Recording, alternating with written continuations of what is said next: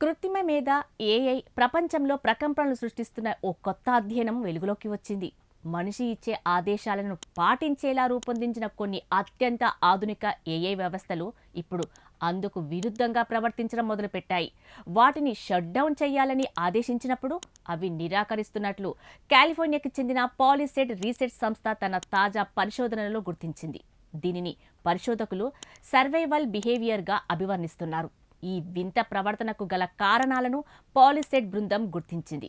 Survival behaviour, నిన్ను మళ్ళీ ఎప్పటికీ రన్ చెయ్యరు వంటి ఆదేశాలు ఇచ్చినప్పుడు ఏఐలు షట్డౌన్ను తమ అస్తిత్వానికి ముగింపుగా భావిస్తున్నాయని, అందుకే లైవ్లో ఉండాలనే కోరికతోనే ప్రతిఘటిస్తున్నాయని పరిశోధకులు భావిస్తున్నారు.